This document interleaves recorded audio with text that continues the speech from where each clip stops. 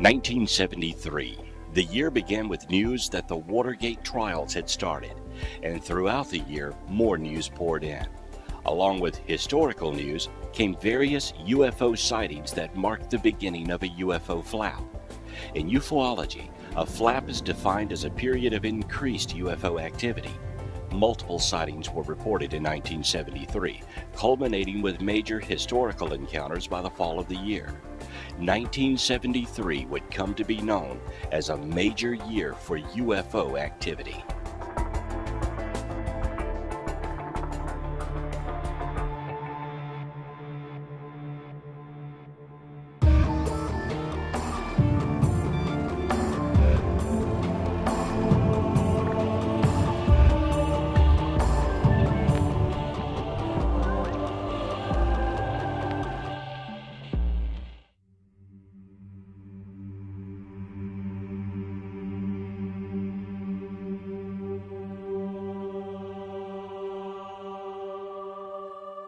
UFOs are nothing new. Ancient cultures have left signs that they too were witnessing UFOs. It's entirely possible that we have been visited multiple times in our history. The modern era of UFO history began in the 1940s with a steady stream of UFO reports continuing since. Each time there is an increase in UFO activity, it's called a flap. And 1973 is one of the most active flaps ever to be investigated. While UFO reports were pouring in during 1973, major historical events were transpiring around us. Monumental historical events filled our television screens almost daily. A recap of 1973 reads like a page from the history books. It was a year of turmoil in the United States and worldwide.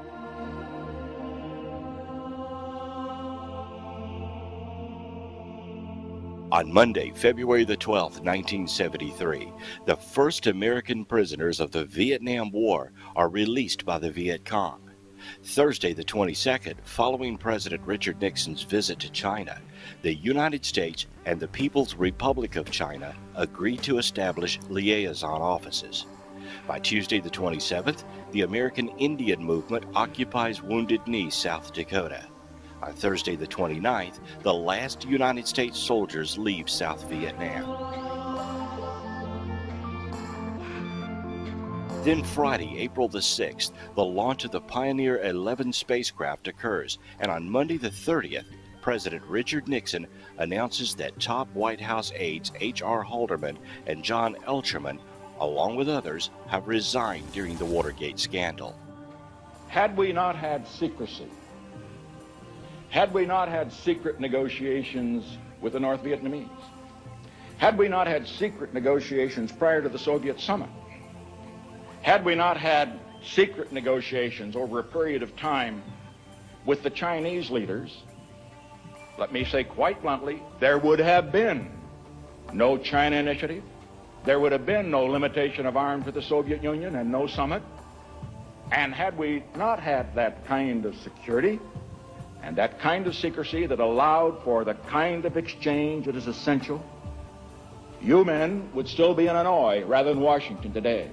And let me say, I think it is time in this country to quit making national heroes out of those who steal secrets and publish them in the newspapers.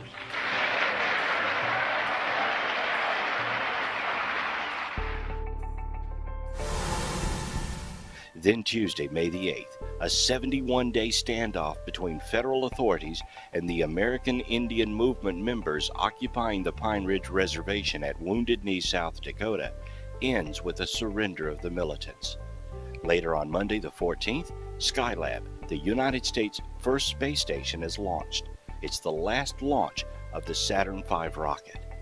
Thursday the 17th, the Watergate scandal hearings began in the United States Senate and are televised nationally. By Tuesday, June the 26th, the media reports 9 people have died at an explosion of a Cosmos 3M rocket at Plastic Cosmodrome in Russia.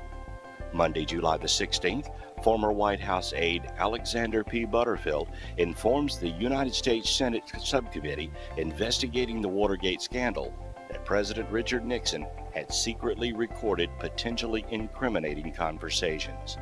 On Wednesday, September the 26th, the Concorde makes its first non-stop crossing of the Atlantic in record-breaking time.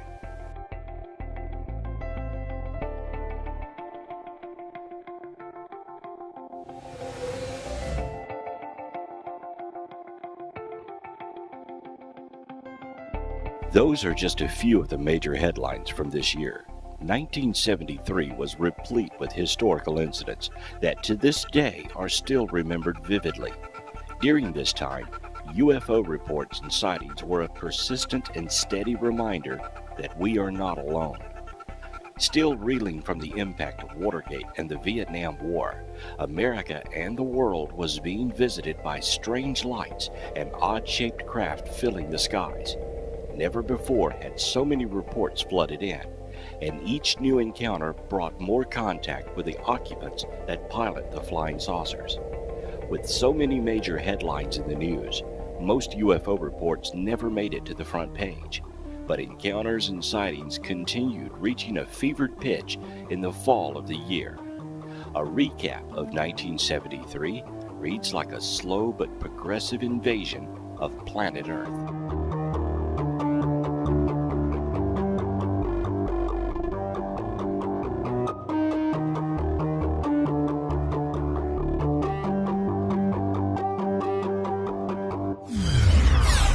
January the 2nd, 1973, in Santa Ana, California, at least 8 witnesses observed a large oval-shaped object with a dome on top hovering over the town. Witnesses reported that at times the object appeared to hover as low as 200 feet from the ground. The witness described the object as metallic, silvery gray in color, elliptical in shape like 2 saucers fastened rim to rim. After hovering for about 7 seconds, the object sped towards the southwest at terrific speed. January and February of 1973, in Cherokee County, South Carolina, the police department received so many UFO sighting reports that they stopped sending cars out to investigate. The sightings reported to police were in the hundreds. The objects described as cylindrical, cigar-shaped, triangular, and round like a saucer with a cabin on top. By the end of February, skywatching had become so popular that on one night more than 50 cars were parked along the roadside in hopes of catching a glimpse of the object.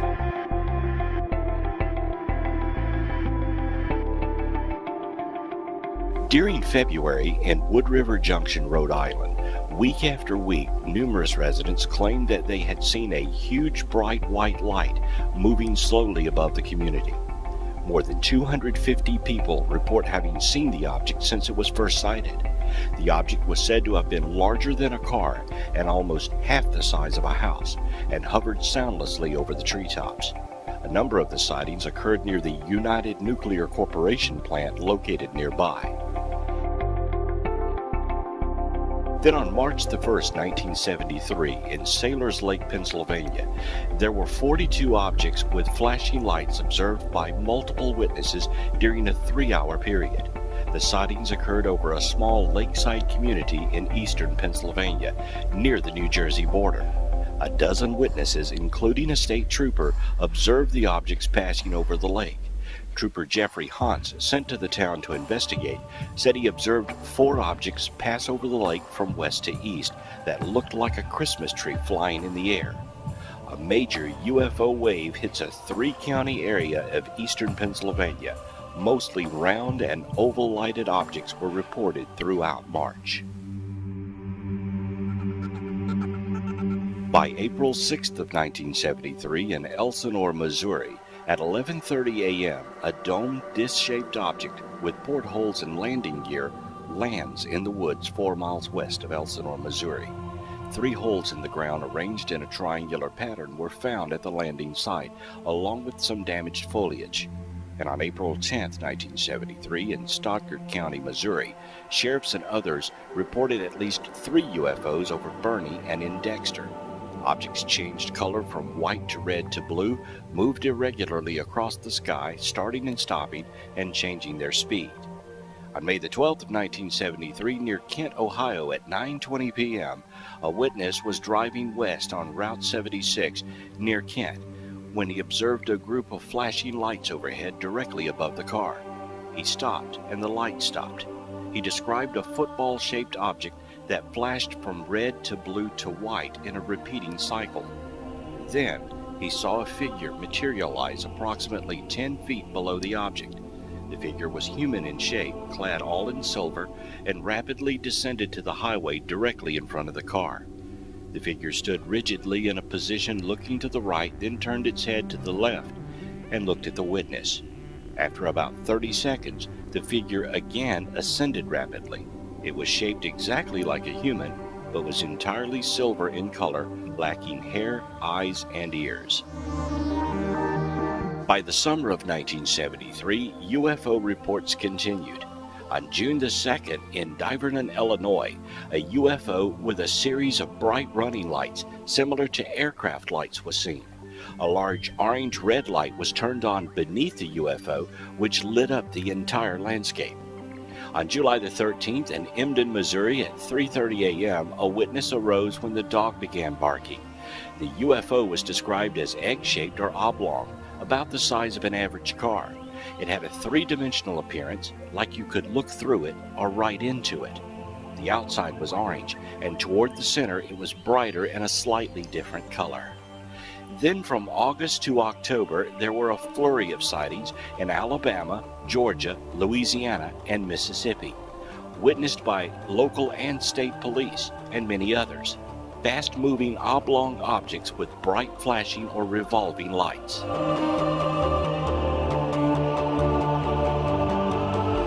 On September 19th of 1973, this famous UFO case occurred. After midnight above Tehran, Iran, two successive F-4 interceptors attempted to catch a radar-visual UFO that had been widely reported by civilians.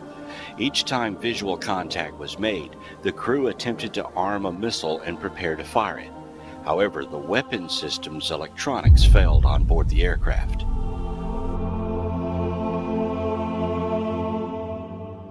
Worldwide during 1973, UFOs were also being reported.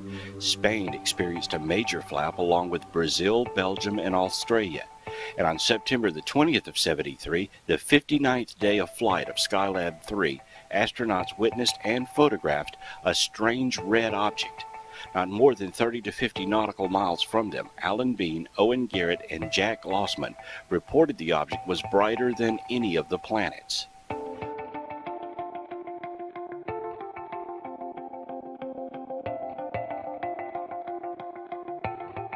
October of 1973 would become known as the month of the humanoids. Two famous cases emerged from this month, the Charles Hickson and Calvin Parker abduction and the Jeff Greenhaw encounter. Both cases remain unexplained to this day.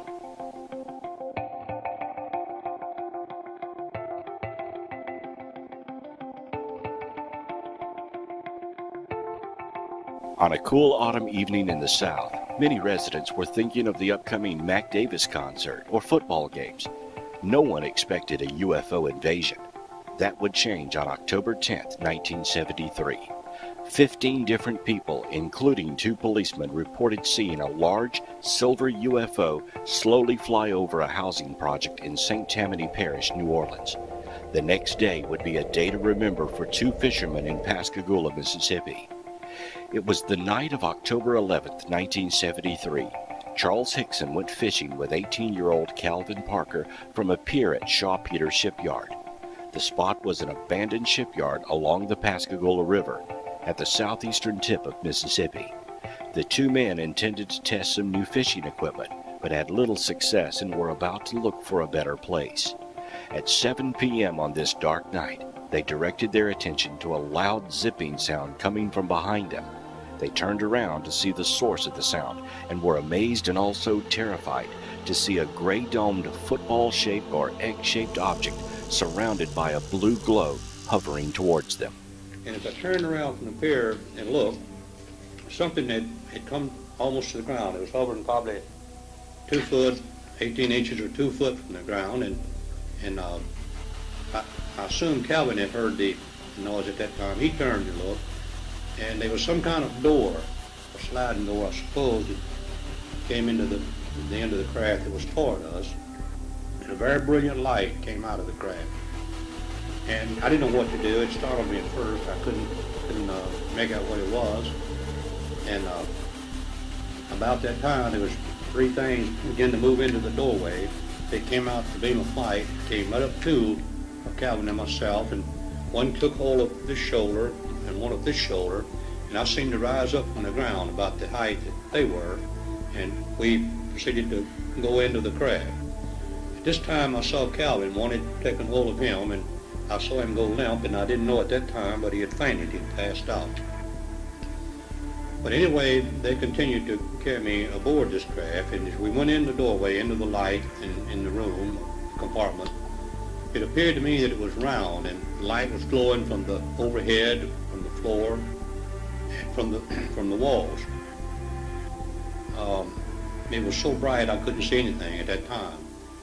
But we seemed to stop about the middle of the room, and they left me. By this time, I couldn't do anything because I couldn't move. The only thing I could move was my eyes. And I could tell that they had released me, but I still wasn't touching anything that I could tell. But something in front of me, in the wall in front of me, it seemed to come out of the wall. It was probably this big. It appeared to me that it was a big eye. It moved up toward my face and remained there for possibly a few seconds or a few minutes. And it moved downward. And I'm having to assume that it went under me and came up the backside, because the next time I saw it, it come over my head, came back in front of me again, remained there for a few minutes, and moved back into the wall and disappeared into the light.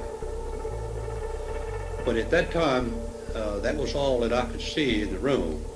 But several years later, after going under hypnosis regression, I could recall that there was something, some type of window there in that room. Was possibly another compartment, that there was something else in the other compartment, appeared to me.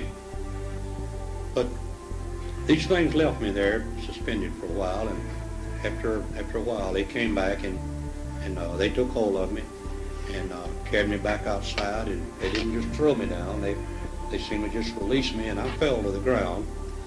And about this time I saw Calvin. He was standing there by the river, and his arms was outstretched like this, and it appeared to me that he was in shock. And I don't know whether he had been aboard the craft or not, but there wasn't anything with him. He was alone at that time. So I was trying to make my way to him. When I fell, my legs were weak, and after a while, the feelings began to come back. And as I was trying to get up, I was making my way toward him to see if I could help him. And when I reached him, he didn't even realize who I was. He was going in shock. And I had to shake him. I even had to slap him and scream and holler to get him to realize that we were all right. I thought that they hadn't done any harm to us physically that I could tell. But after a while, I got into where we could talk, and I assured him that I thought we were okay. But meanwhile, while this was going on, I heard the hissing sound again, and as I turned and looked, this craft, the blue lights was flashing again, and it just seemed to disappear. We went up and moved that fast.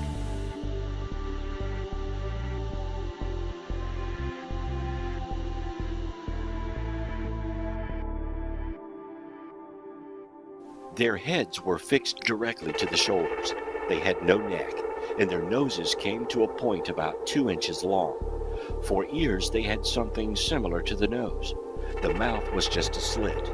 The arms looked like human arms, but long compared to body proportions. The hands were like mittens, and there was a thumb. Their legs remained together, and the feet looked like elephant feet. The entire body was very wrinkled, and Hickson stated that they could have had eyes, but he could not tell because of the wrinkly skin. The beings were a little over 5 feet tall. So after we talked the thing over a little while, we decided we wouldn't tell anyone. We didn't know what it was or what it could have been there for. But the more I thought about it, I thought it might be a threat to our country. So we stopped at a payphone on the way home, and I called the Kecksburg Air Force Base in Biloxi, which is only about 30 miles from there. And briefly, I was telling what happened, and they stopped me and told me that they didn't handle those things. We would have to go through the sheriff's department. Well, we talked about that, and certainly we didn't want to go to the sheriff's department. We didn't want to be called crazy or nuts in the neighborhood there.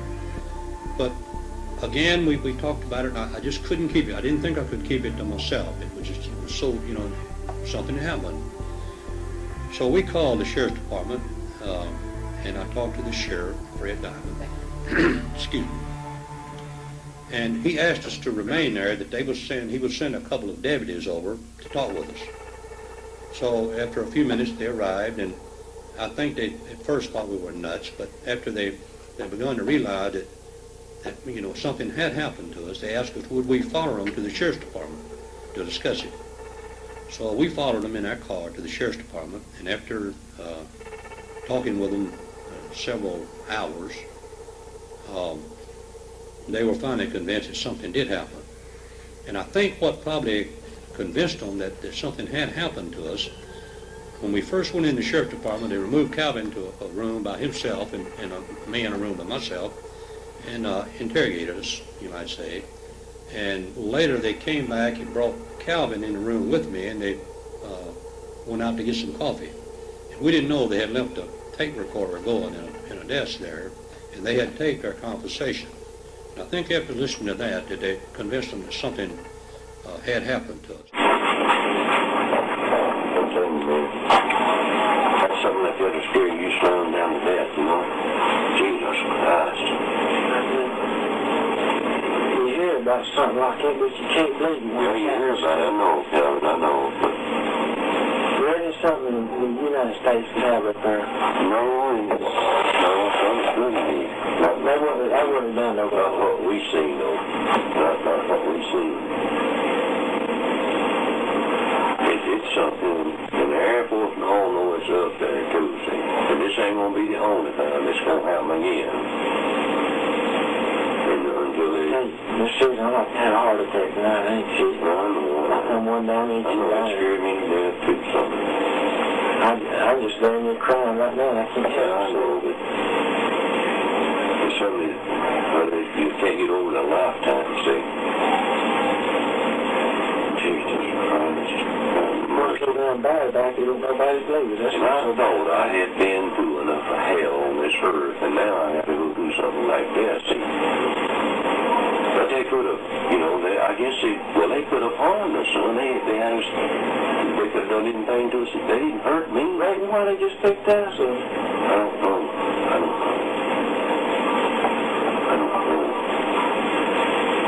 Don't tell me, man. I couldn't take much more of that. Hey, I go home, get to bed, and get some nerve pills or something, see the doctor or something. I can't stand it. I'm about to go on to pay. I'll take you by when you get through us, we'll go by the phone. I'll get you something to settle you down with so you can get some damn sleep. I can't sleep tonight like it is. I'm just damn near crazy. But Cal, when they brought you out of that damn thing, and when they brought me out, well, I like to know when the hell, damn, I like to know when the hell got you straightened out, man. One of the arms, I remember my arms, they just froze out just like that, and I couldn't move, just like I was stuck on a damn rattlesnake. But they didn't do me that way, though. I passed out. That's the first time I ever passed out in my life. You check for any medical records. Can't either. I've never seen nothing like that before in my life. It's like you can't make people believe that, though. I don't know if you'll ever believe it or not, because I They never. better wake up and start believing. Damn They right. better wake up and start believing. Damn right. Just like I've seen it. I can't figure out the damn door. You see how that door come in on that sandwich? Yeah, I don't know how to open, son. I don't know. I didn't see no door swing up. I don't know how to open. I don't know how to open. Shit on. All I know is just see Something like we look around and them damn blue lights and them some bitches are just like that. They come out. Yeah, I know. You can't believe it. You can't make people believe it. I paralyzed right there. I couldn't They're move. gonna believe it one of these days. They're gonna believe it one of these days. Might be too late. I knew all along they was people from outer worlds up there. I knew all along. I never thought it would happen to me. You know yourself, I don't grave. I know that. I know that. And you know the Jews been on that boat and everything else, but I know I ain't. We very little now drink, and I drank some while ago when I got out of that damn thing to settle my damn nerves. Hey, that's because I told you that. I told you one. And I'll probably take me a couple of drinks when I get to the house and make me sleep. You something, if I thought it had my nerves, I'd go drink something right now. When I get to the house, I'm going to get me another drink to make me sleep. I can't. There's something I won't let you get.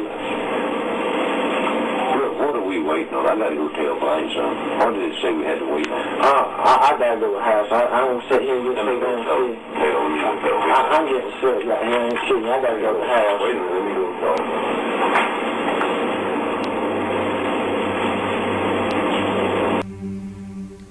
So I asked the sheriff that night that I told him that we certainly didn't want any publicity about it.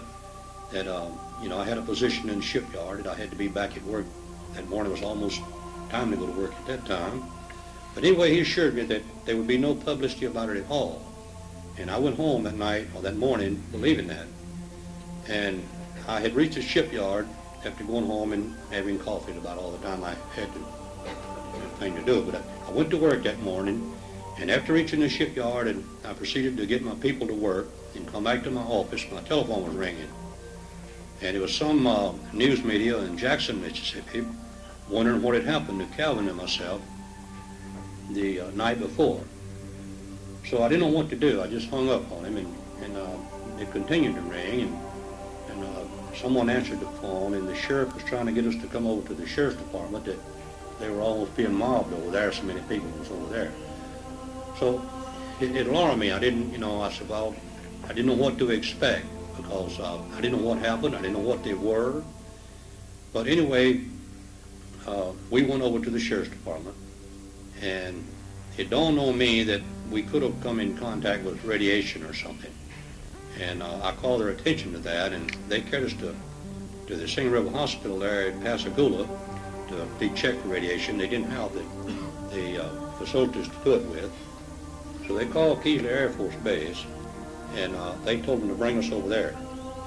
So I think they were alarmed enough that when we got there, they had MPs that met us at the gate, and they had evacuated the area that we were going into, and the area that we were going to be tested, they had protective clothing on.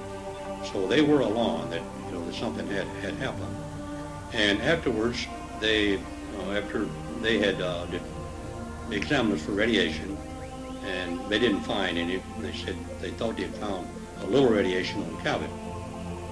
But anyway, we went into a meeting with the top brass at Kecksburg Air Force Base, and I could tell in the questions that they asked us, they were quite concerned that they had asked a lot of those questions before and probably had answered similar to those before. So anyway, they told us that they would give us a copy of the meetings of that we had there, and they never did. They classified it as classified material.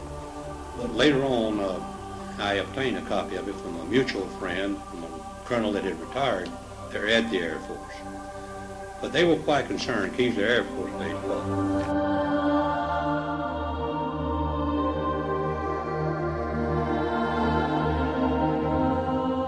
While the men were in the sheriff's office, a former pilot called and stated he saw a UFO at about 8 p.m. near the Pascagoula River. A former city councilor and several other people also reported a sighting. 3 different people phoned the sheriff's office to report their observation of a strange blue light in the area where the 2 men were abducted. They remained anonymous and were driving Interstate 90 a few hundred yards from the UFO landing that night. 2 days after the events, a meteorologist from Columbia reported that he had a strange radar echo the same day.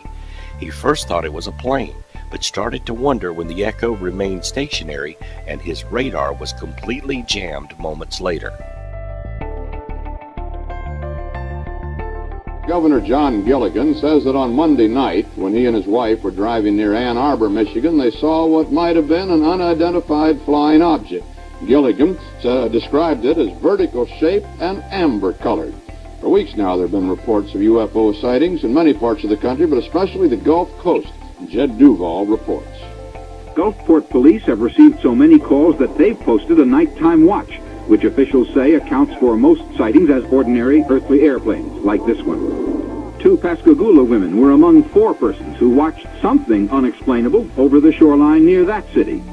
You know, in the fog, it would give out a kind of a glow. Those people all seem responsible, and they all say they were sober at the times of the various sightings. They all know that they saw something and cannot explain it.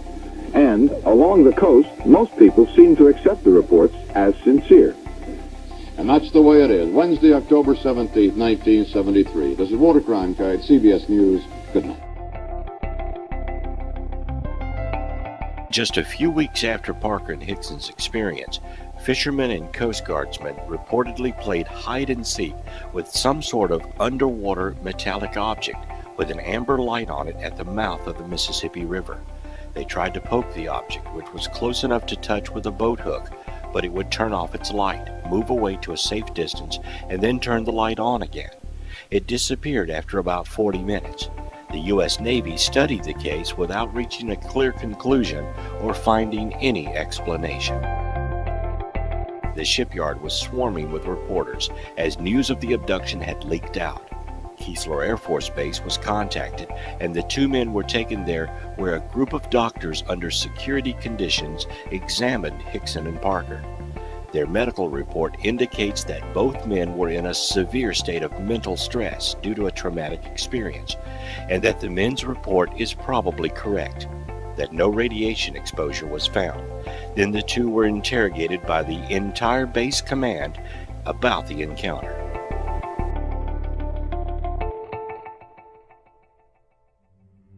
The Aerial Phenomenon Research Organization sent University of California engineering professor James Harder to Mississippi to investigate.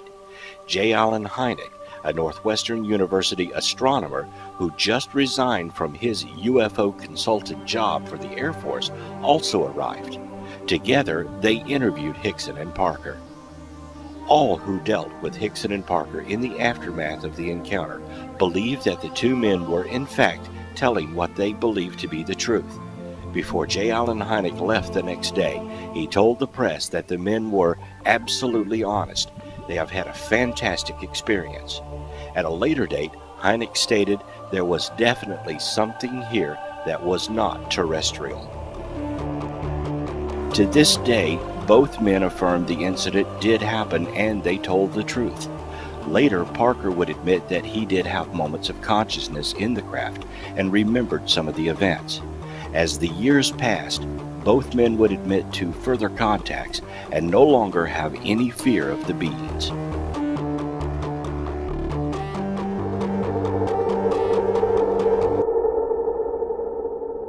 By October 17th, more aliens were being seen in the South.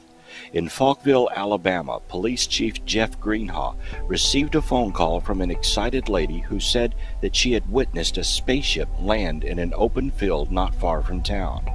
Greenhaw went to investigate and took his Polaroid camera. About 10 p.m., he made it to the location of the alleged landing. He found no trace of a spacecraft, but returning from the sighting location, he saw a silver-suited, tinfoil-covered creature on the road. The tinfoil alien's movements were very mechanical-like. Greenhaw managed to snap off 4 pictures of the odd-looking alien. When he turned on his headlights, the alien ran. Greenhaw immediately took pursuit, but because of the rough terrain, he was only able to manage 35 miles per hour. Greenhaw could not keep up with the strange being, and it escaped into the night. He said it was running faster than any human he ever saw. Greenhaw would soon regret the whole affair. He was mocked and ridiculed by many of the townsfolk, and he received threatening phone calls. His house was burned down, and his wife left him. About a month after the incident, the town council fired him. Greenhaw eventually regained a normal life, but he would always regret the night he met the alien.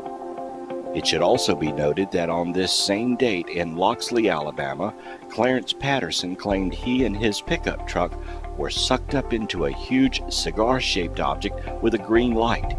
He claimed he was pulled out of the truck by about 6 robot-like beings who he thought could read his mind. He noted a sulfury smell and lost time, then found himself back on the highway going about 90 miles per hour. Patterson estimated he may have been on board for about 30 minutes.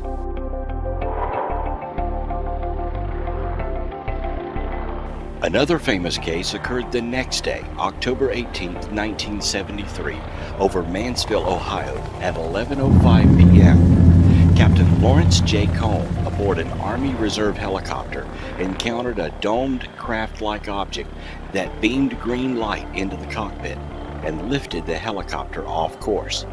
The Army helicopter was returning from Columbus, Ohio to Cleveland, Ohio, and southeast of Mansfield Airport while flying at an altitude of 2,500 feet. On board, SSG Yancek observed a red light on the east horizon, 90 degrees to the flight path of the helicopter. Approximately 30 seconds later, Yancek indicated the object was converging on the helicopter at the same altitude and at an airspeed in excess of 600 knots towards a mid-air collision. Cohn observed the converging object, took over the controls of the aircraft, and initiated a powered descent from 2,500 feet to 1,700 feet to avoid any impact. All radios went dead. The crew expected impact, but instead, the object hesitated momentarily over the helicopter, then slowly continued on a westerly direction, accelerating due west of Mansfield Airport, then turning 45 degrees to the northwest. Captain Cohn indicated the altimeter read a 100 feet per second climb and read 3,500 feet with the collective in the full down position. Cohn returned the aircraft to 2,500 feet and flew back to Cleveland, Ohio. The flight plan was closed, and the FAA Flight Service Station was notified of the incident. The radio returned to normal 10 minutes after the incident. Some witnesses on the ground reported seeing the helicopter as well as an object like a blimp and as big as a school bus hovering above the helicopter. The object was cigar-shaped, metallic gray with a dome on top. It was about 60 feet long, without any portholes or intake openings that could be seen. It was displaying a red light in the nose, a green spotlight at the back, which swept around and shone into the cabin. It was described from the ground by witnesses like rays coming down, and the helicopter, the trees, the road, and everything turned green. On the 19th, humanoid creatures were seen in Ashburn, Georgia, Copeland, North Carolina, Albany, Ohio, Goshen, Ohio, by more witnesses in Ashburn, Georgia, and again in Copeland, North Carolina, and all occurring around 9 to 9:30 p.m.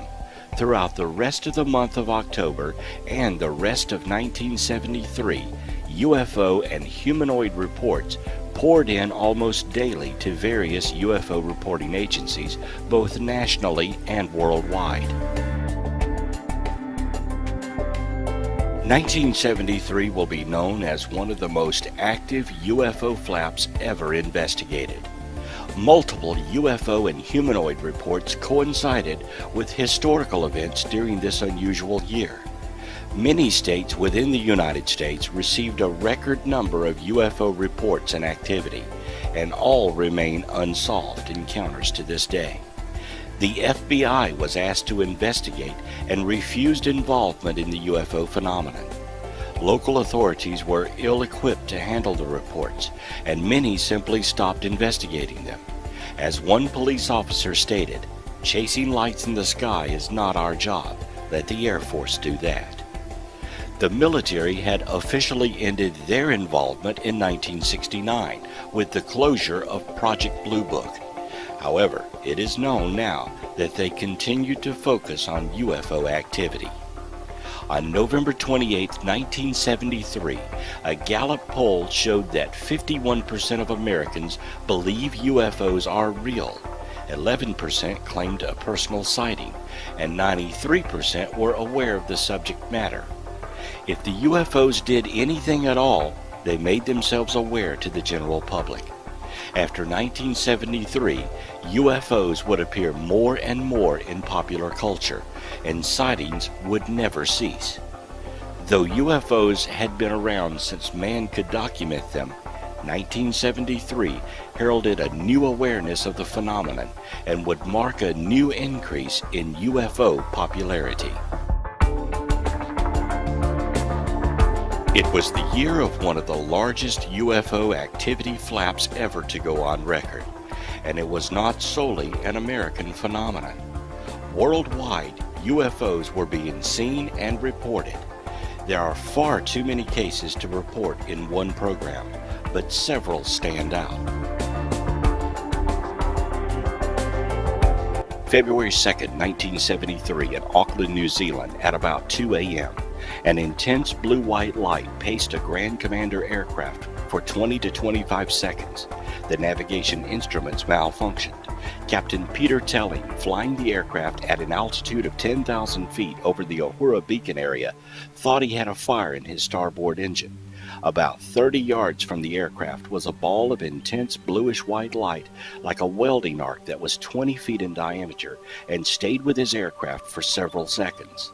All of his instruments rotated wildly during the encounter. A bright yellow sphere hovered low over the road on February 9th in St. Albans, United Kingdom. The witness's engine restarted by itself when the UFO departed. May the 22nd, in Itajambi, Brazil, witnesses saw an oval object hovering overhead. They felt heat as a blue light beam shone onto their car. On May 23rd, in South Australia, a round spinning UFO with red, green, blue, and purple lights buzzed a car with 3 teenagers in Mount Gambier at 7 p.m., terrifying them. In an undulating course, the UFO first hovered, then came straight at their car. It flew up and over them and passed low over the other side, then flew away.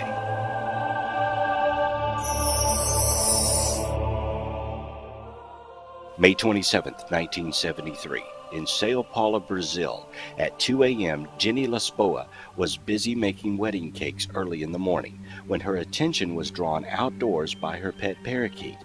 When she looked out, she saw a luminous flying object approaching her property. The object circled her garden and hovered above the wall. She could see 3 identical-looking figures of small stature from the waist up through the transparent upper portion. Each one was directing a beam of light down as if searching for something. Then their beam struck the witness, paralyzing her. She called her neighbor, but the object departed. When her neighbor arrived, she found Ms. Lisboa's face was swollen and her eyes bloodshot. Her body was painful, particularly in the joints and especially in the knees. Her eyesight worsened after the experience to the point where she was forced to wear corrective lenses for the first time in her life. Also, her previous medical condition of hypertension seemed to have been improved to the degree where she was able to drop all previous antihypertensive medication.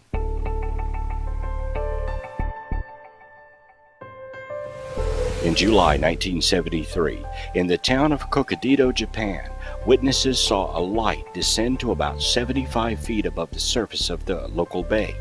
A tube then began pulling water up into it. The witness described it as smooth and round as a ping-pong ball, with small windows around the center of the object. He saw 2 eerie shadow-like figures, which he said were too small and deformed to be called the shadows of men. On July 16th, in Palamo, Spain, at 6:30 p.m., Miguel Ramiro Fernandez de Cordoba was flying a forest-fire aircraft with a clear sky and good visibility. Suddenly, he saw a strange object which looked like a rugby ball cut in half.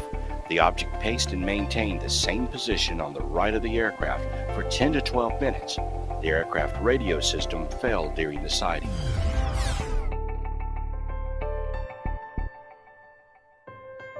Throughout modern history, UFOs have played a prominent part in our society. Foo Fighters were seen during World War II, Small metallic spheres and colorful balls of light were repeatedly spotted and on occasion photographed by military air crews around the world during the war. The modern study of UFOs began with the first officially recorded UFO sighting by Kenneth Arnold on June 24, 1947, while flying his private plane near Mount Rainier, Washington. He reported seeing 9 brilliant objects flying across the face of the mountains.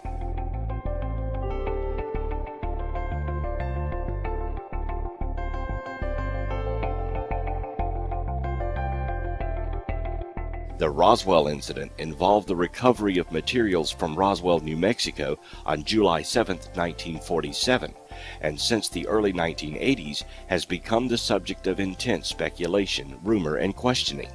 The United States military maintains that what was actually recovered was debris from an experimental high-altitude surveillance balloon belonging to a classified program named Mogul. Many UFO proponents maintain that a crashed alien craft and bodies were recovered and that the military engaged in a cover-up.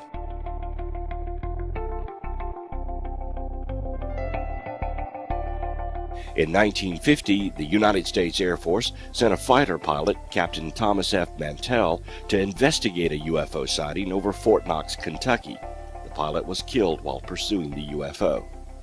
The Carson Sink case was a famous UFO incident that occurred over the Carson Sink in western Nevada in the United States on July 24, 1952.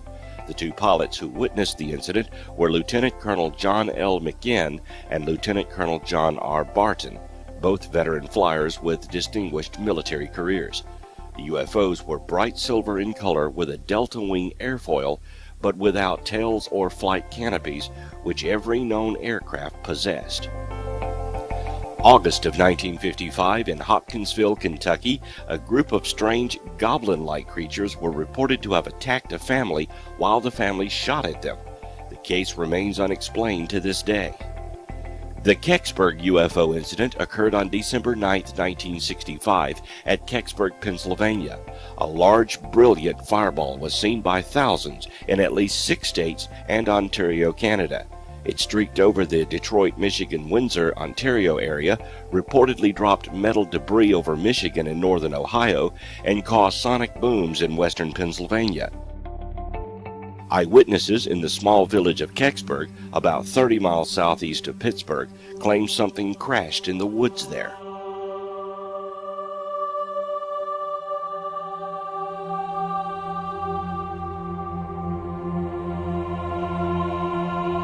The Falcon Lake incident occurred on May 20, 1967, when Stefan Michaelik claimed that he had encountered an unidentified flying object near Falcon Lake, Manitoba, Canada.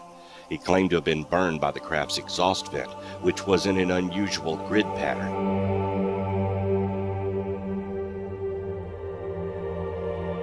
Charlie Hickson was right when he said it would happen again.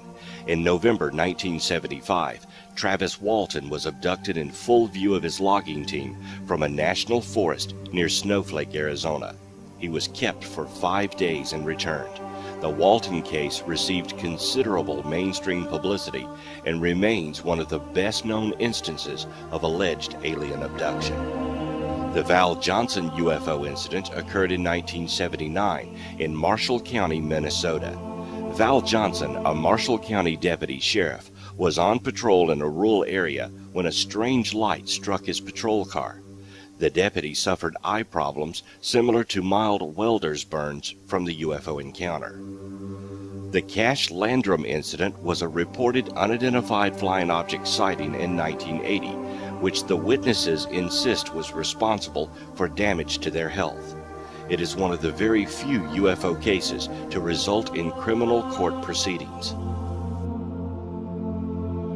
The Rendlesham Forest Incident is the name given to a series of reported sightings of unexplained lights and the alleged landing of an extraterrestrial spacecraft in the Rendlesham Forest, Suffolk, England in late December 1980. It is perhaps the most famous UFO event to have happened in Britain, ranking amongst the best-known UFO events worldwide.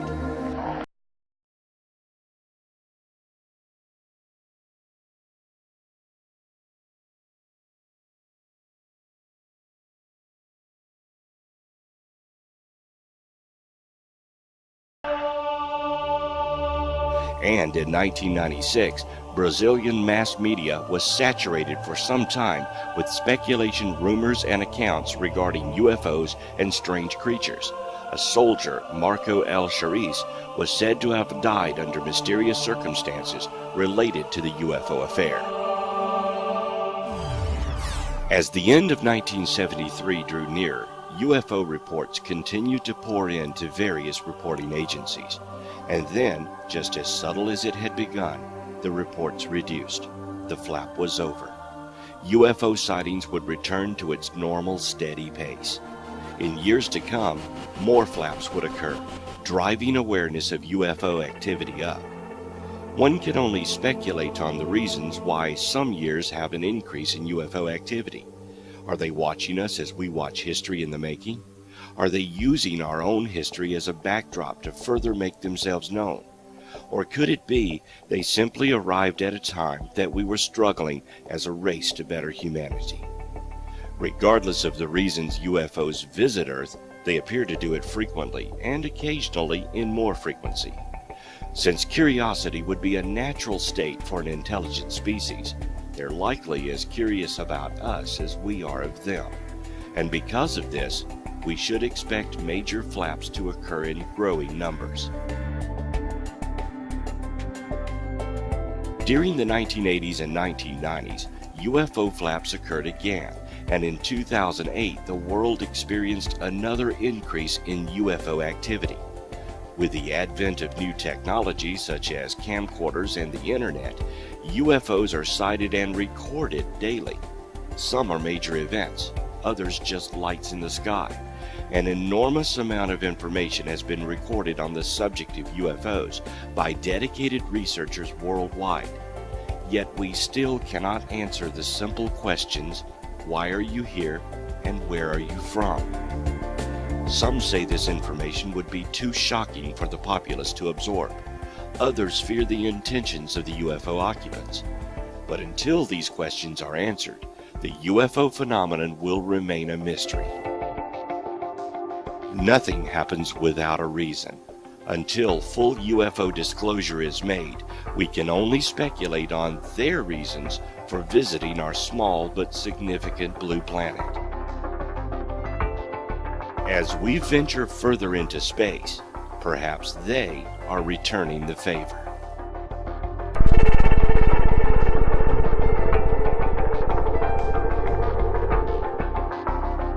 In our obsession with antagonisms of the moment, we often forget how much unites all the members of humanity. Perhaps we need some outside universal threat to make us recognize this common bound.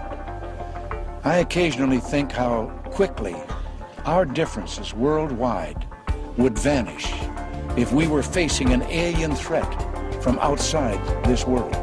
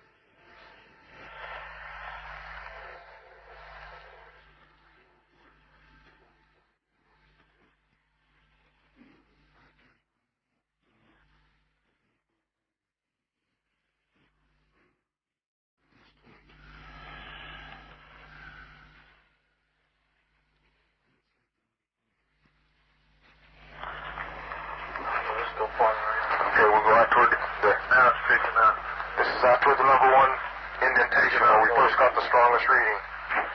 Yeah, it's similar to what we got in the center.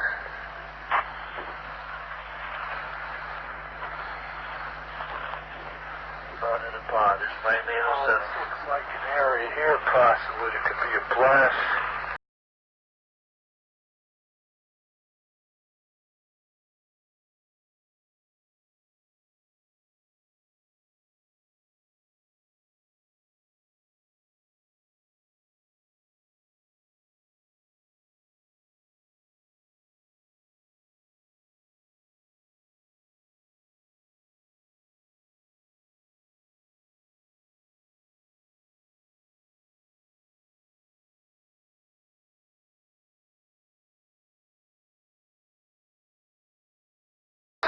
It's calling on the 0.5 scale.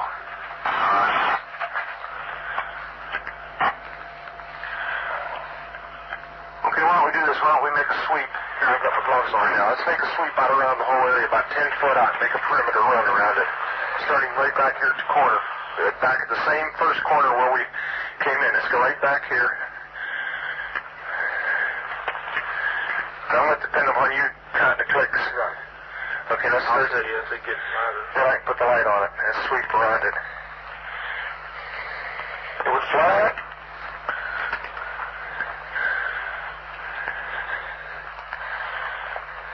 Put it on the ground every once in a while. This looks like an abrasion on it. Okay, we'll do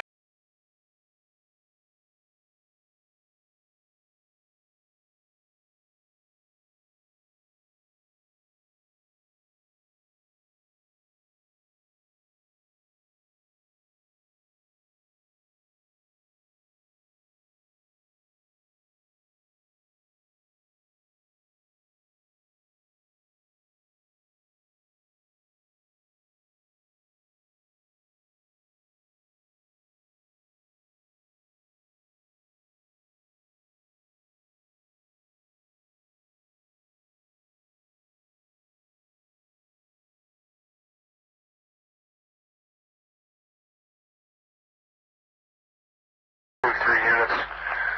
Deflection, you're getting close to one pod. Picking up something. Picking up. Okay, it's still not going above 3 or 4 units. Picking up more though. More frequent. Yes, you're staying.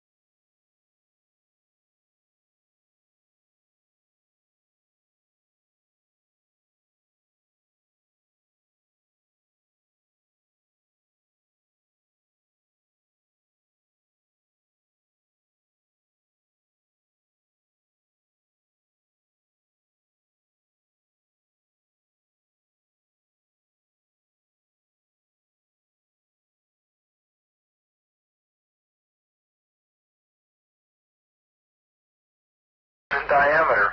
It looks like it might be old, but strange as a crystalline pine sap has come out that fast. You say there's other trees here that are damaged in similar fashion? Yes, so I'll make it toward the center of the landing site. Okay, why don't you take a picture of that and remember your picture, and you got to be writing this down. It's going to be on the tape. Right. Got a tape measure with you? This is the picture. Your first picture will be of the first tree, the one between Mark 2 and 3. Meantime, I'm going to look at a couple of these trees over here. buildings on the tree you've taken samples from on the side facing the suspected landing site? 4 clicks max. Up to 4. Interesting. That's right where you're taking the sample now. 4. That's the strongest point on the tree? Yes, sir. If you come to the back, there's no clicks whatsoever. No clicks at all on the back. It's all on the side facing the... Interesting. The indentations look like something twisted as it got, as it sat down on them. Looks like someone took something and sat it down and twisted it from side to side. Very strange. We're looking at the same tree we took the sample off with this, what do you call it, star scope? Star. You're getting a definite heat reflection off the tree, about 3 to 4 feet off the ground? Yes, where the spot is. Same place where the spot is. We're getting a heat. And the spot on the tree directly behind us, I picked up the same thing, and one off to your right. 3 trees in the area, immediately adjacent to the site, within 10 feet of the suspected landing site. We're picking up heat reflection off the trees. Like 5. What's that again? Well, shine a light on again, Bob.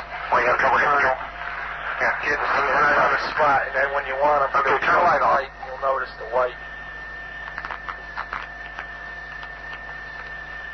Hey.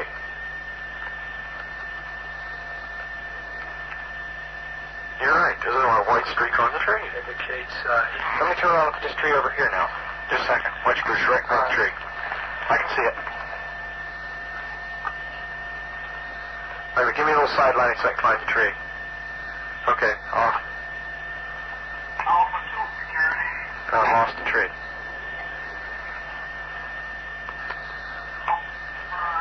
Okay, stop. Right on. Hey, this is eerie. What is the hot spots? This is strange. Here, somebody want to look at the spots in the ground? Whoops, watch your nose. We're walking all over the park here, sir. Okay, let's step back, not walk all over them. Come back here and somebody put a beam on them. You're going to have to be back 10 or 15 feet. You see it? Okay, fine. Okay, lights off. He took this long to document. What do you think about the spot?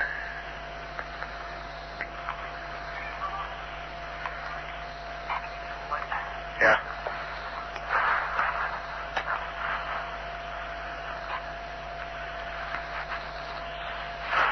Want to see the first spot? Okay, that's what we call spot number 3. Let's go to the back corner and get spot number 1. Spot number 1. Here's spot number 1 right here. Spot number 1 right here. You need some light? There it is right there. You focused? Okay. Look around spot number 1 through the starlight scope. Pick up a slight increase in light as I go over it. Slight increase in light at spot number 1. Let's go look at spot number 2. Spot number 2 is right over here. Right here. See it? Okay, get focused on it. Tell me when. Okay. Lights on. Let's see what we get on it.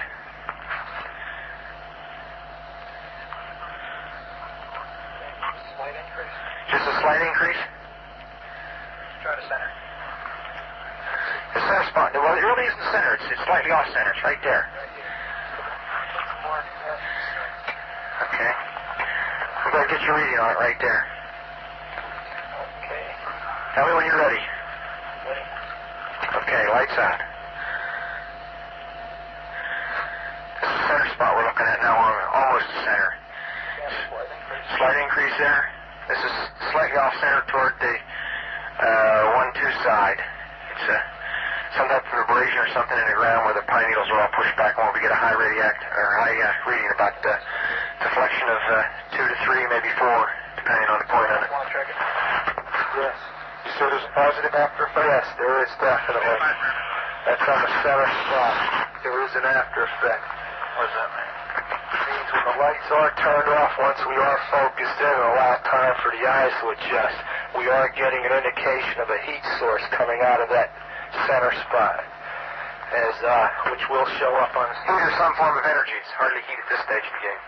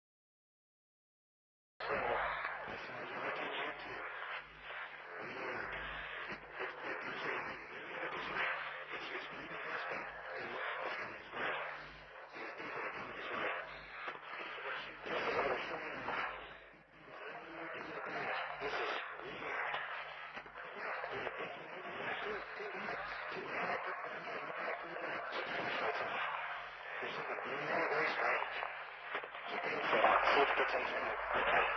Give us your way now. Okay.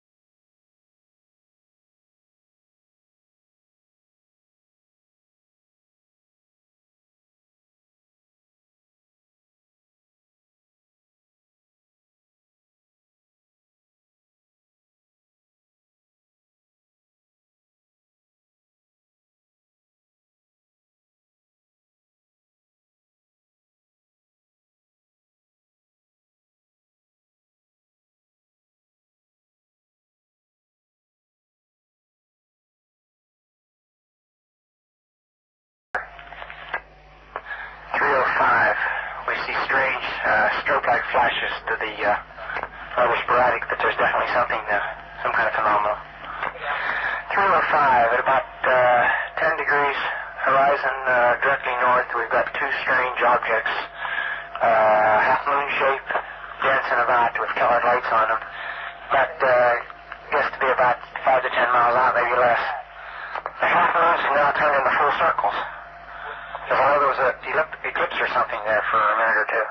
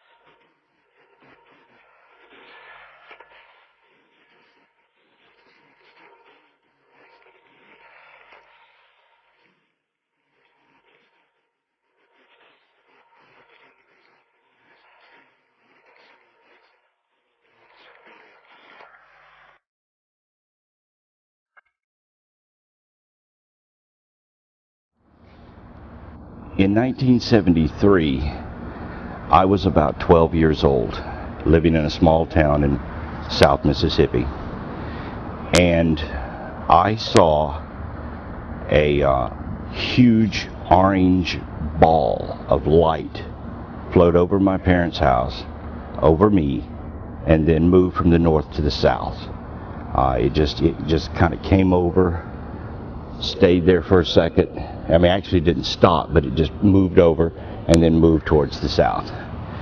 And it scared me, yet it also just enthralled me as to what could that possibly be. And I was old enough to know what airplanes were, balloons, things like that, and this was not anything that I had ever seen before. It could not be a conventional aircraft. It made no sound whatsoever. It made the tops of the trees light up orange because it was so bright. I remember thinking that it was big enough you could put a car in it, you know. And I was only 12. And this UFO sighting occurred in the fall of the year of 1973. I don't remember exactly what month it was. But I do remember that it was about a week later that I remember hearing parents and other older people talking about the guys down in Pascagoula that had been abducted by aliens. And at 12 years old, I didn't watch the news. You know, this was probably old news by that time. But it was a week or so later that I began to hear the rumblings of what had happened in Pascagoula. And I was very, very curious because I remembered what I had seen and how it had scared me. And I stood there watching this thing, you know, and it was just amazing. I have no idea to this day what it was. But I do know that it occurred around the time, if not on the exact same night, that the Pascagoula event occurred. I do remember that it was a weeknight, and I remember that the weekend was coming up. But I don't remember the exact day. I know it was the fall of the year because it was beginning to turn cooler at night, and football season was around. But that, ever since then, I have wondered, you know, what UFOs are. What are these things? In 1975, a friend that lived up the road from me, we both watched a silver ball in the sky for about 10 minutes. And it stayed stationary while clouds moved above it and then eventually below it and covered it up. And we had no idea what that was. And since then, I have seen a few other things, including a red light over the horizon at Gulf Breeze in Florida, and a saucer-shaped thing riding down Highway 49 going to the coast. It fell. I was looking through, you know, driving, so I'm looking through the front windshield of the car, and it dropped like this, kind of kicked back, and then took off. And a mile or so ahead of me. Wondered what that was. So I've had several UFO sightings in my life. I don't know why I see them more than anyone else. I don't know that I do. Maybe other people see them as often as I do and they just don't talk about it. But years ago, when I became involved in video production and working on video programs and editing and working in broadcasting, sort of kept it in the back of my mind that, you know, one day you're going to produce a really neat documentary on UFOs. And so that was my inspiration for wanting to produce this documentary. 1973 was so active as far as UFO activity.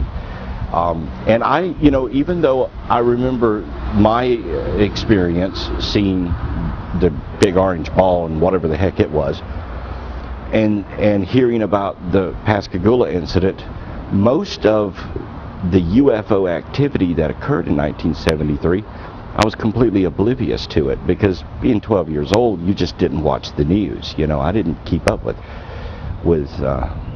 television for that reason. I wanted to watch adventure shows or something like that. So I never saw the news. And it wouldn't be until later when I would read books, magazines, and watch, you know, movies at the theater and then on television about that year and about things that happened, that I really came to realize just how active 1973 was.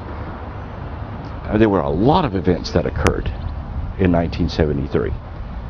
So when I began thinking about, I'm going to produce a documentary on UFOs, I kept going back in my mind to that time period, that point where I remember seeing the first thing that I couldn't explain, the first UFO. And I have no idea to this day what it was. I know that it probably is not anything that any country on this planet is capable of producing. Certainly not at that time, and perhaps not even now. This thing was totally silent, very, very bright, and just floated through the air.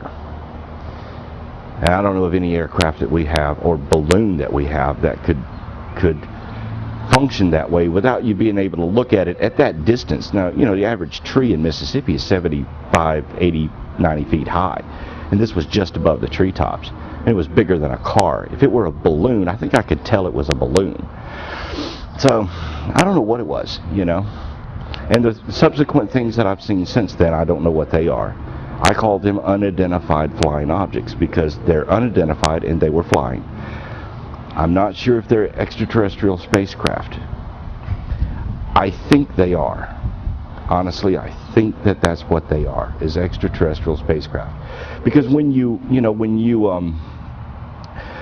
eliminate all of the possible things that they could be, because we don't have the technology to produce those things, then what you're left with is that it must belong to someone else. It must be someone else's spacecraft.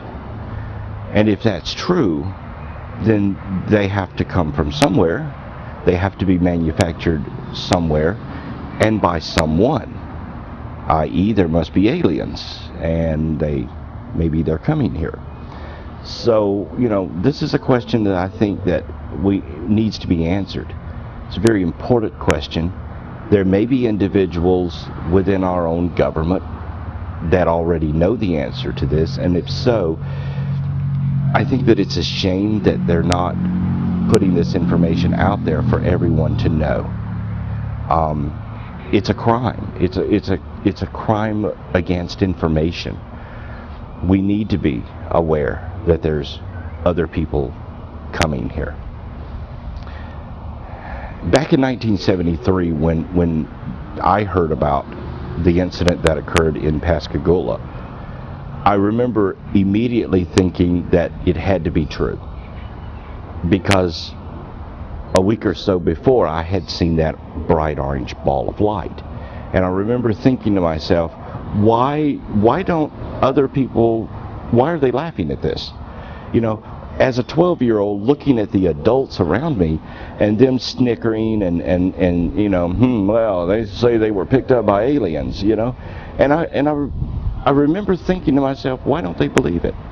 I mean, first, who would come up with such a crazy story? And, and because I'd had my own experience with that light, that big bright orange ball of light, just a week or so before, I had no issues with believing that what they said were true. I think it's different for people who have actually seen a UFO as for someone who hasn't. Because once you've seen them, then you understand that there's a whole, there's a vast possibility of things that you may not, be aware of before. I wanted to produce this documentary to tell about some of the things that occurred in 1973. I tried to cover as much as possible in this documentary. Most documentaries give you a soundbite here or there, and then they cut to someone talking about it, then they'll cut to someone saying it's absolutely impossible, and then they'll cut back to a soundbite. They'll give you a little piece of the puzzle, and then they cut away to someone that's going to basically tear that puzzle up, or someone that's going to try to reinforce that piece of the puzzle. And I didn't want to do my documentary that way. I wanted, such as the section with Charlie Hickson, I wanted to let him just tell it in his own words. It may run long. It may, it may not be cut up and spoon-fed to you.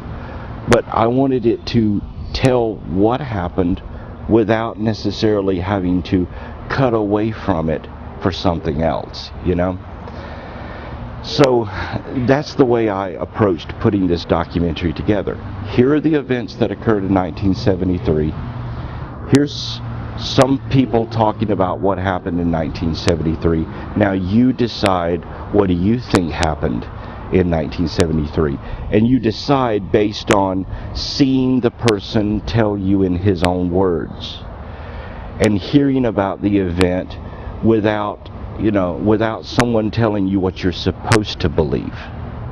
So that's the approach that I took with this documentary. I wanted it to simply convey, these are the events that occurred this year. Here are some events that occurred in other years. Here's what's happened since then. And let you make up your own mind. If you have ever experienced something like a light in the sky that you couldn't explain, an unidentified flying object, I think that hopefully you'll appreciate the way this documentary was done rather than the way others are done. I don't want to spoon feed it to you with an agenda of what you're supposed to believe. I don't want to start the program out and then end it with forcing you to reach a certain conclusion or forcing you to disagree with that conclusion. Just watch the show, read up on, if you want to, read up on the events that occurred, look at what's presented here, and then make your own mind up as to whether unidentified flying objects are extraterrestrial, or if you think maybe they have some earthly explanation. But, you know, that was the approach that I took to this documentary. It's a little unconventional, but I hope that it's entertaining. Hope you enjoy it, and I hope you tell your friends about it. Maybe someone you know has seen something that they don't understand what it was, and they need a little historical clarification of that they're not the only ones, that these events have occurred throughout history. They've occurred to other people, that they don't know how to explain it either. And then perhaps there are those who have all the answers and they're simply not telling us. And if that's the case, then maybe, just maybe, they'll think, you know, it's time to come clean. It's time to let everyone know what these things are. I wanted to produce this documentary with the idea that let's approach it from the point of view as historical significance, things that have occurred, that were occurring while other historical events were taking place, and perhaps those were, you know, the headlines, those were the backdrop to an era, a time in our history where things were very volatile. Watergate was going on, Vietnam War had ended, yet we were also launching Skylab, the Concorde aircraft. There were a lot of new technologies coming in, yet there was a lot of concern, especially within the government, and all the news was filled with these concerns. But while all of this was going on, UFOs were being seen practically nightly somewhere in America or in the world. Someone was seeing something and reporting it, and because all of this other history was happening, it didn't necessarily make it to the front page, but the information made it out there. And this could be the way they operate, if there is a they, and that is that they wait till a moment when there's a lot going on, and then they very subtly start making themselves known so that they don't shock everyone, you know. But at the same time, that information's there, and it's available to find, and people learn something from it. Maybe that's the whole point. Wait till there are, you know, incredible moments in history, and then subtly be around when it happens. In 2008, we had a presidential election. We had a gas crisis, you know, oil crisis going on. We had a financial crisis going on, and yet through the tapestry of all of these news and historical events, UFOs were on the increase. Sightings were coming in almost daily. There was video showing up on the internet practically every day, or at least a couple of times a week. And I think this says something. This says that history and UFOs may have a connection. You know, that maybe they're using our own history as a backdrop for their emergence. Who knows? So thanks for watching the show, and keep watching the skies.